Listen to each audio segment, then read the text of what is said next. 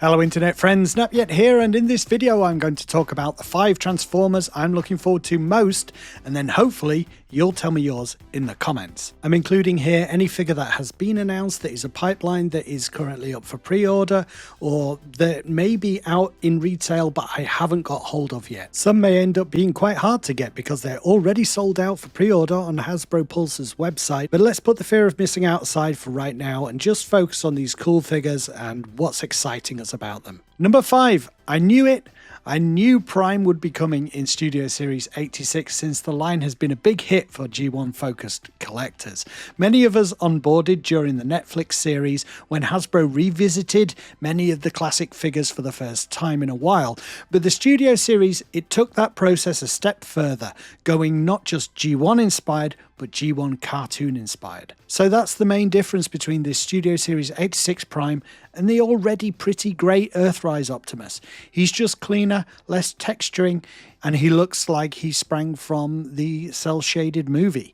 For me, the proportions of a figure are the most important thing, and it's difficult to see how this guy could be any closer, really. Great articulation, looks like plenty of accessories, and a well-proportioned trailer. Try saying that with a straight face at a party.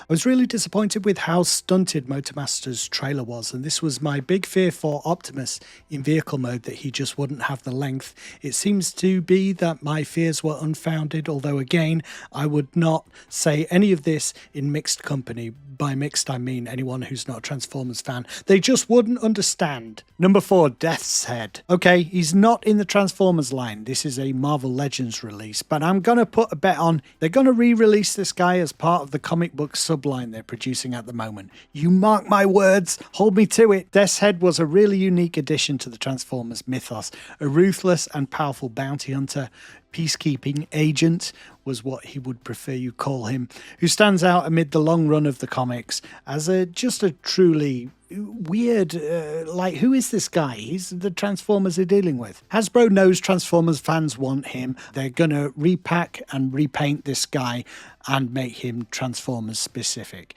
I can feel it in my bones. Number 3, Emirate Xaaron, another comic character, but one who specifically appeared in the UK comic first. So in that same way that you root for your hometown football team, or you feel connected to a famous person when you find out they grew up not far away from you, I feel this odd sort of connection with Emirate Xaaron. Less so his packmate Flame, whose fiery deco just looks like a kind of a knockoff Hot Rod these days, but I'm glad he's coming too. They have this massive bust up in the comic, and that's why they're packed together like this, so you can kind of recreate that. Likewise, my number 2 pick, Straxus, is from the comic. I did a whole video about why I'm looking forward to this guy so much. Suffice to say, after Megatron, Straxus was the Decepticon I feared the most as a kid, and I think a lot of the Transformers did as well. His fellow Decepticons thought he was a nutcase. The image of his dismembered head floating in this jar of amniotic fluid or whatever the hell it is, that stuck with me for over 40 years. This is a heavy retool of Kingdom / Legacy Galvatron, which is a good base for this figure. I just wish they'd fattened him up a bit. He's a bit chunky and big boned in the comic, but yeah, really looking forward to Straxus.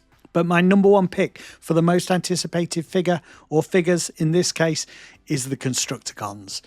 Ever since starting to collect Studio Series 86, I've felt like the proof of the pudding for the line is going to be whether they do the Constructicons or not. I heard from a commenter just the other day who told me they had no faith when they released Grimlock in Studio Series 86 that they would do the rest of the Dinobots, and I totally get that. I think if I had been collecting for longer at the time when Grimlock came out, I'd probably have thought something very similar. I had no idea about how Hasbro can change its mind and shift focus, leaving collectors high and dry when they're looking forward to a line and suddenly it stops. I was blissfully unaware of all that. There was no doubt in my mind that, well, Grimlock is there in Studio Series 86. Obviously, they'll do the other Dinobots. There was a recent leak, by the way, suggesting that Grimlock is getting a re-release. So if you're in that same boat and you didn't believe it and you missed him early on, I think he's getting re-released, so there's a chance we can pick him up. Anyway, fast forward a couple of years, I'm a bit older.